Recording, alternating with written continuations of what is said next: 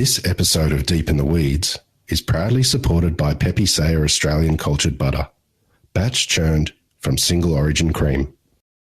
I don't know. I think it's just something about the art and the science of pastry that for me is so appealing. And it definitely requires like this really good feel for it. You know, it's something that you kind of learn about how things work, how ingredients interact, and how they, should be manipulated to achieve the different textures and the flavor experiences that we have in dessert. This is the Deep in the Weeds podcast. I'm Anthony Huckstep. As we address issues such as sustainability, ethically grown foods, and our own health, plant-based diets and plant-based eating have become part of everyday life. But when we think of plant-based meals, we think of main meals and leaving out proteins like beef, lamb, pork, chicken, but rarely do we think of pastry. But great pastry has always relied on animal byproducts. Is that about to change? Phil Khoury is the pastry sous chef at Harrods, London. Phil, how are you going? Yeah, really well, thanks, Anthony. Excited to speak to you about this. Thanks for joining us. It's my pleasure. There's a lot to talk about because you're involved in some pretty exciting things in the world of pastry at the moment. But can you give us a sense of what things are like in London at the moment? Well, in London, we've just recently, in the last week or two, opened restaurants for outdoor dining. Obviously, indoor, we've still got a couple more weeks left before that happens, but we're slowly unlockdowning after, 4 odd months of complete closures. Wow. So, yeah, the mood is good. The weather's warming up, so that helps. How has it felt for you? You've been there for a while now. You are an Aussie over in the UK, but what's it been like this last year and a half for you?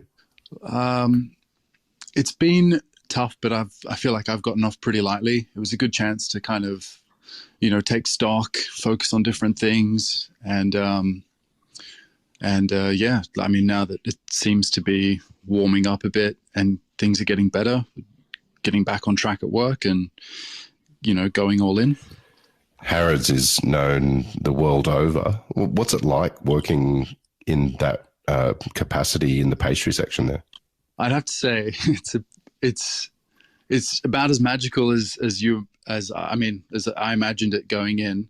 The store has been completely renovated in the last 5 years. I think there's just a couple of small sections left, but I think anyone who has visited in the past should definitely visit again because it's a whole new experience. And for me, it's, we've got such a huge team. And from the outset, when I joined, we were building up to 60 pastry chefs and bakers, and there were like 150, cooks, chefs in the savory kitchens. So it's a huge operation. I think people don't expect such a big operation inside of a department store, but we have something like, I think at our peak trade periods, we have about 15 or 18 restaurants. We've obviously got the food halls with the dining hall, the bakery, patisserie, the fresh market hall, the chocolate hall, which is about to reopen in May. So there's a lot going on. And for me, it was just a pretty amazing opportunity to kind of join a business that, especially in pastry, where nearly everything is made in-house and just to help lead a really big team. That's a huge team. Can you give us a sense of what you're making every day? I mean, what are the sort of signature products that you're involved with for Harrods? Our department is pastry and bakery, so I'm not deeply involved in the bakery side, but on the pastry side, we come in every morning. We're producing a range of, at around Christmas, we're doing something like 200 unique products for the store. And so there's a lot of SKUs, everything from, snack pots, food to go, to like high-end patisserie, American style celebration cakes, dessert glasses. Like it's massive. It's a huge range. How did you end up in Harrods? What led to you leaving Australia and going to the UK? I was looking for a bit of a change, and I happened to be in the UK over the summer few years ago, and Kirsten Tibbles recommended I come and visit Alistair Burt, who's the head pastry chef, and came in for a tour, met him with one of my old colleagues, Mark McDonald, and we had a tour. It was amazing. I think I was immediately kind of swept up in the magic of the place, and literally by chance, I guess, a week later, the outgoing sous chef put in their resignation, and Alistair sent me a message and said, would you be interested in coming over? So that was the beginning of that. You've worked with some pretty amazing operators in Australia long before that. Can you take us back to the early days? When did you first start getting interested in food? Well, I was always interested in food. I just wasn't sure if I'd make a career of it. And I actually went to university and studied communication design. And then it was like I was working in advertising while I was at uni. And my first year out of uni, I decided to start a apprenticeship and go all in. I think it kind of just took over, and I was like 21. I went to to Ryde College in Sydney, and did the part-time course and started an apprenticeship and got a job at Key, and stayed there for almost a year, and then moved on to the Shangri-La, where I stayed for a couple more years with Anna Polivu, and then finally to Adriano Zumbo. Take us to what it was like in Key, being that sort of first restaurant that you worked in. Was it hard? Yeah. Key was amazing. I think it was kind of everything you expect from a fine dining restaurant of Key's stature. Some at the time long hours, but well worth it. I think that we still had, we'd work 4 days on and have 3 days off. But the food was incredible. The produce was incredible. Really great team. It was a really good experience. You moved on to the Shangri-La, as you mentioned. What was it like working with Anna? And she's known for her creativity and sort of wild ways. What was it like learning pastry from her? Yeah, well, for me, it was actually, my next step was, pastry in a restaurant can be a bit limiting. So I just thought, where's the next place that I could go to learn as much as possible about the craft? And at the time, I believe Shangri-La was probably one of the few hotels left where Anna was trying to make a conscious effort to do as much as possible in-house. And so, yeah, that was really appealing to me. And she was obviously very creative, very outgoing. And so, yeah, I stayed there for, I think, 2.5 years, and it was a great experience. Adriano Zumbo sort of took Australia by storm with his desserts and all of the amazing things like the croquembouche that we saw on MasterChef and things like that. What lured you to work with Adriano, and what was that time like for you? Oh, it was. I mean, I love Harrods, but Zumbo was my favorite place to work. It was, I think, the role that I ended up with, which was, basically starting from a very basic role in the patisserie kitchens. For me, it was, I still think Adriano was probably one of the. He's one of the best pastry chefs in Australia, if not, sorry, I'll start that again. Adriano is one of the best pastry chefs in Australia, and also one of the nicest guys in the industry. And the breadth of product that we covered at Zumbo was, I guess, the stepping stone that for me joining Harrods. And we had everything from a really wide range of chocolate products to ice cream. Obviously, the macarons was a huge part of that business, and the patisserie, and the bakery. Easy to forget the bakery, but that in terms of the breadth and range of products, no one was doing or is doing anything like Adriano was doing then.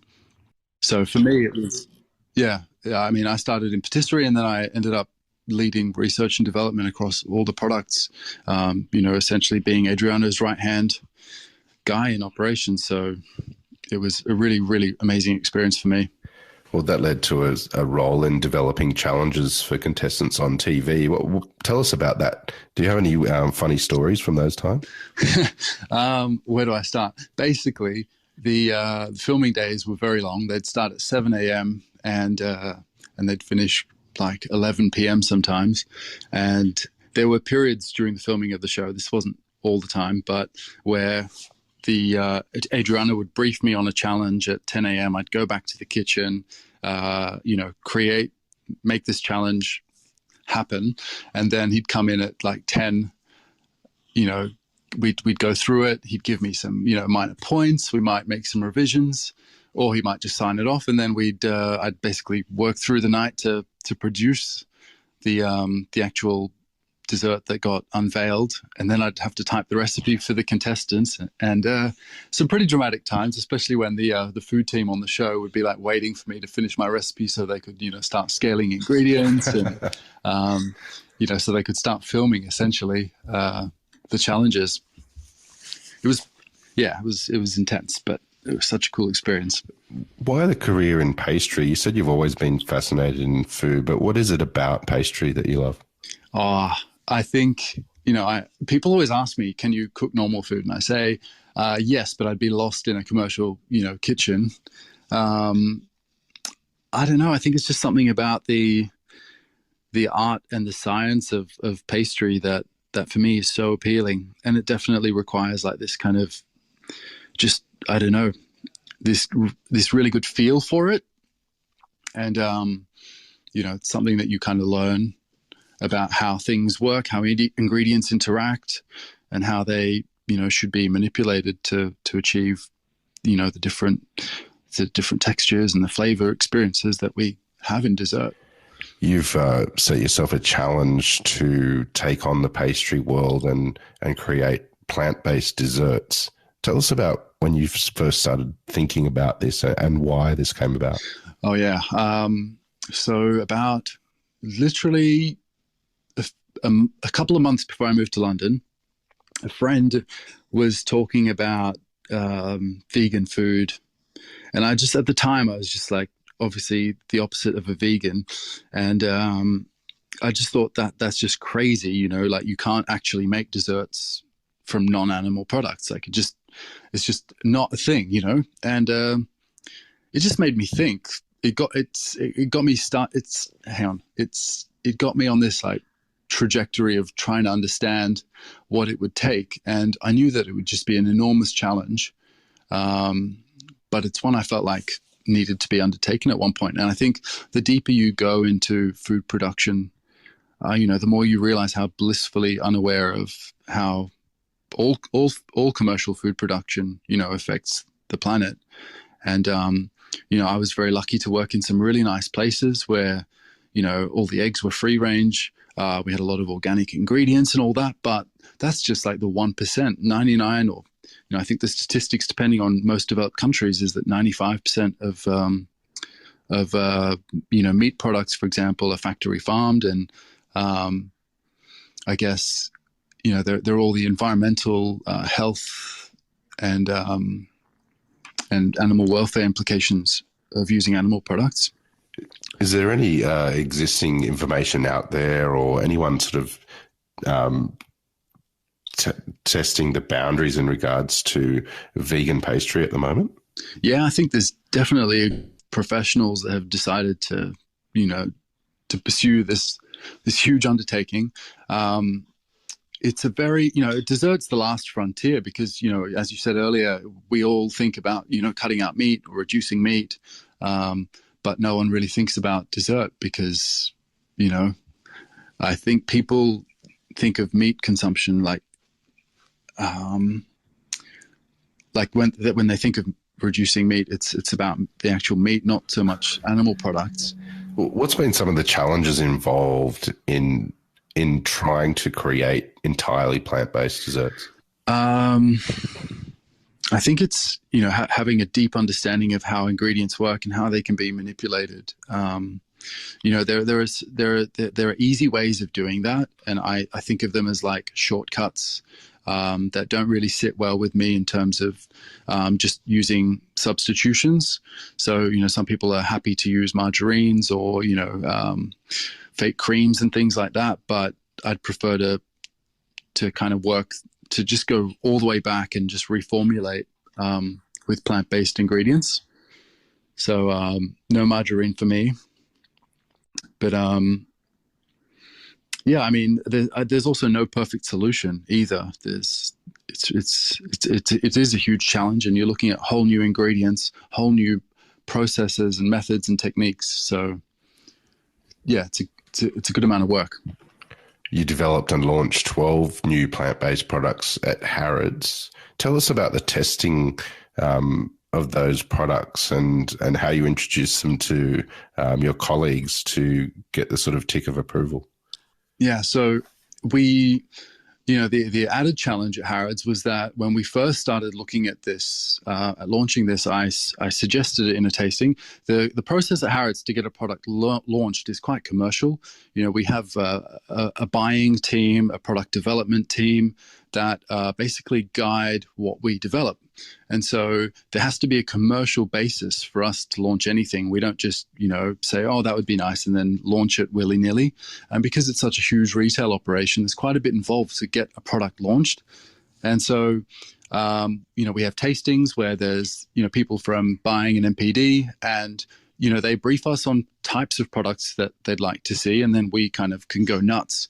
And when, the first products that I did that were plant-based were also vegan, gluten-free and nut-free, because I just thought, might as well try and have that alternative product for people with allergies and who are I guess, allergen sensitive. And I just presented it like I'd present any other dessert, and the response was fantastic. And then afterwards I'd drop in that, it's plant-based. So, and gluten-free and nut-free. And they were over the moon, because for them, it's obviously more people that can buy dessert.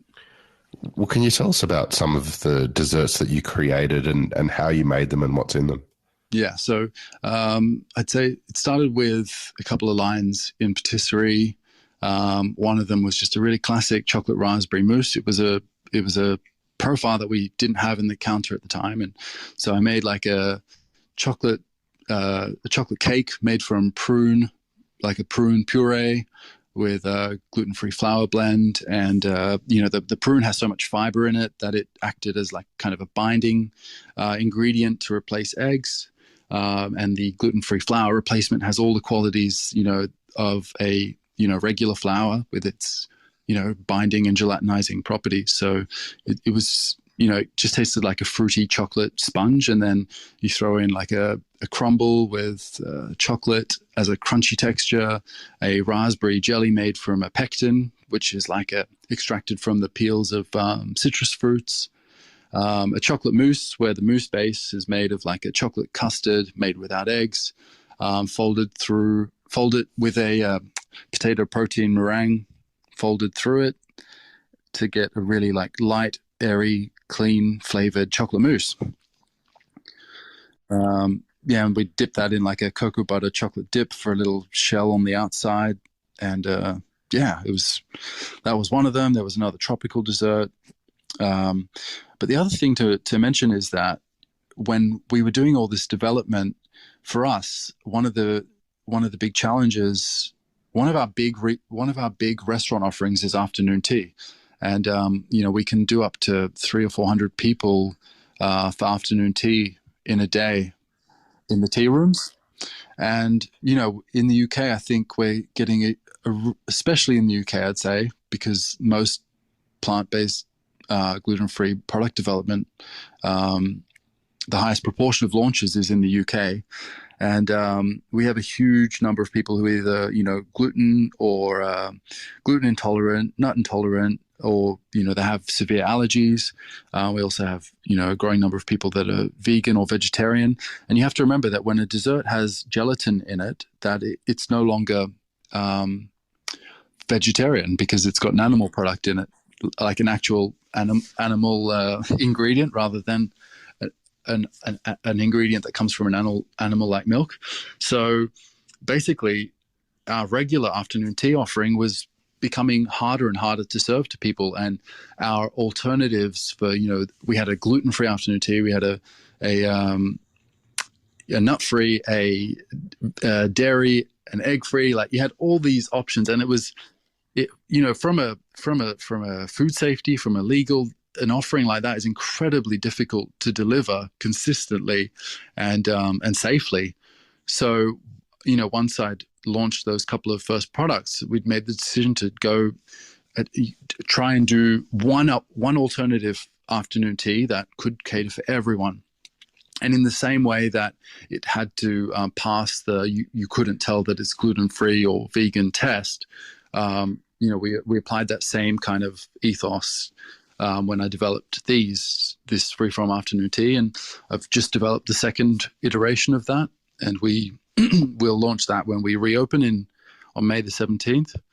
But it was huge learning curve, but something like that, really impacts positively on operations, on customer experience, because typically things that are gluten-free or vegan haven't been so nice to eat, and definitely don't live up to the standards that people expect from normal or high-end patisserie. So it's a big challenge.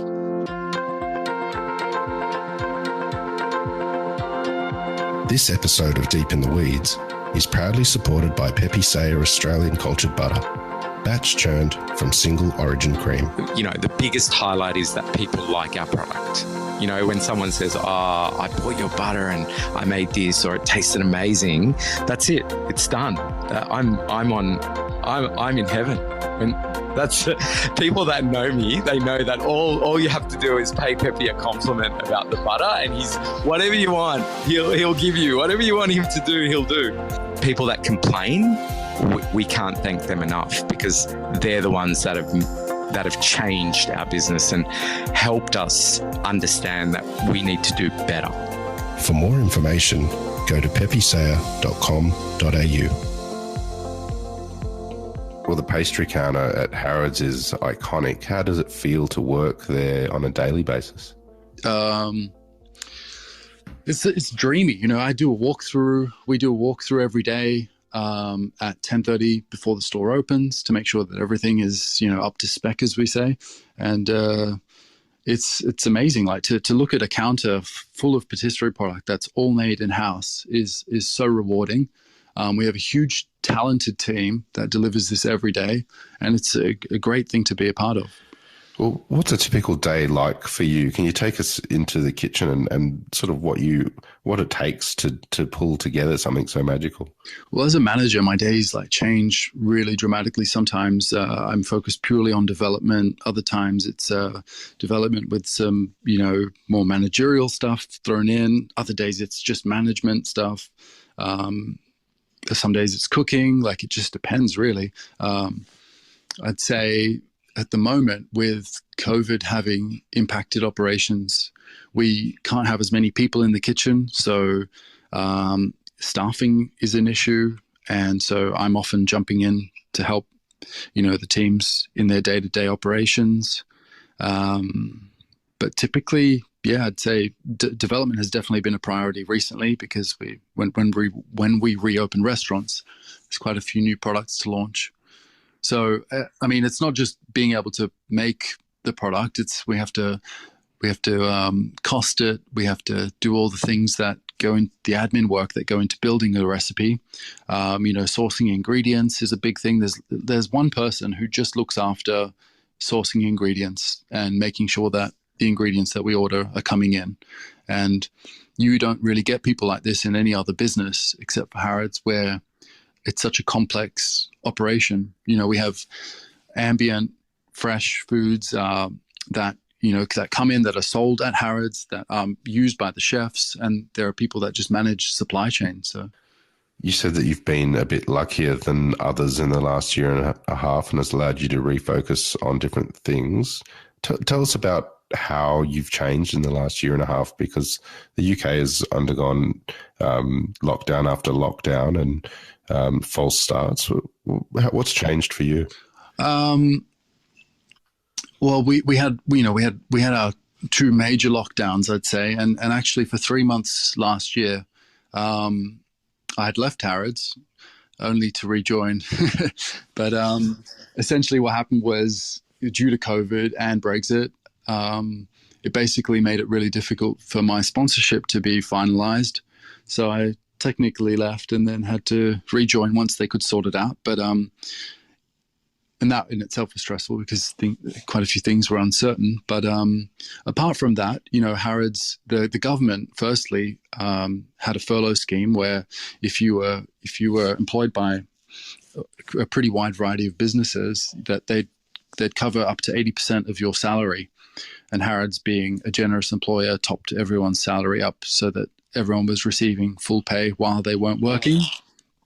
Yeah, so that was, that's huge relief. And when I say we got off lightly, we were very lucky in that regard.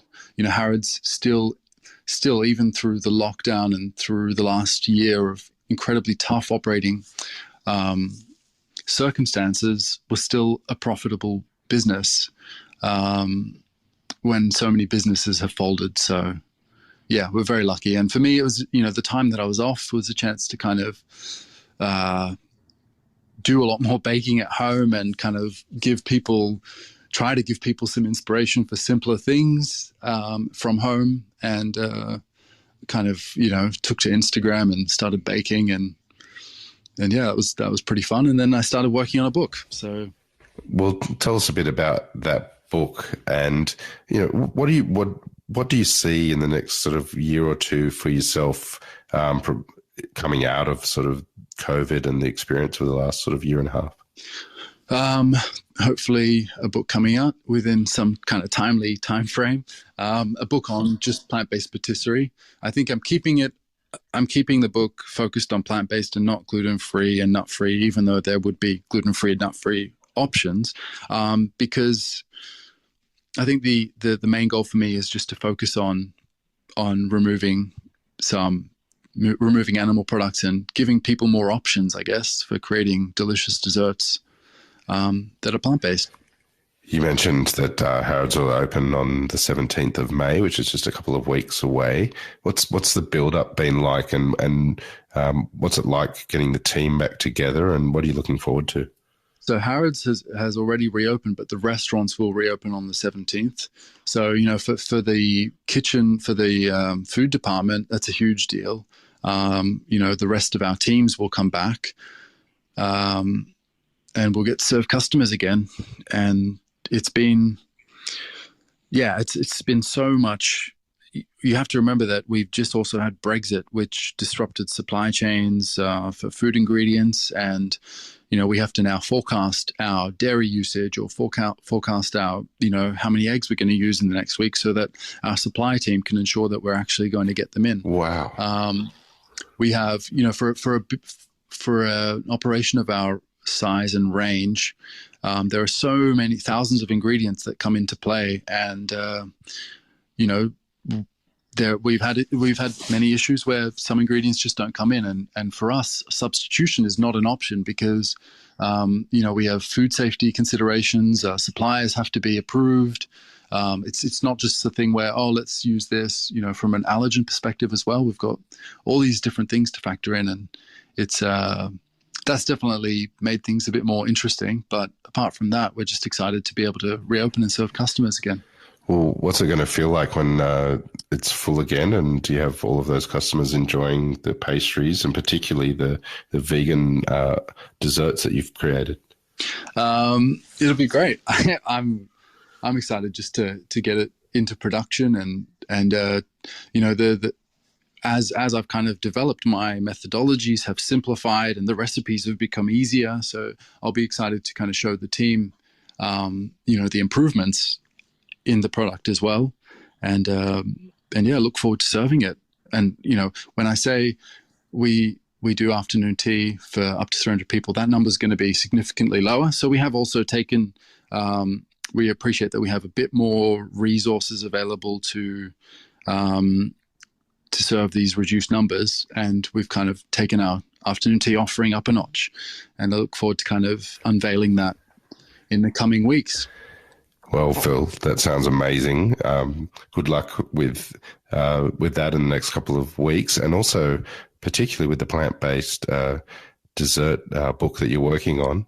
It sounds absolutely incredible. We've loved having you on Deep in the Weeds today. Please keep in touch, and we'll talk again soon. It's been a pleasure. Thank you so much for having me. This is the Deep in the Weeds podcast. I'm Anthony Huckstep. Stay tuned as we share the stories of Australia's hospo community, suppliers and producers in search of hope during this pandemic. Special thanks to executive producer Rob Locke for making this all happen. Follow us on Instagram at Deep in the Weeds Podcast, or email us at podcast@deepintheweeds.com.au. Stay safe and be well.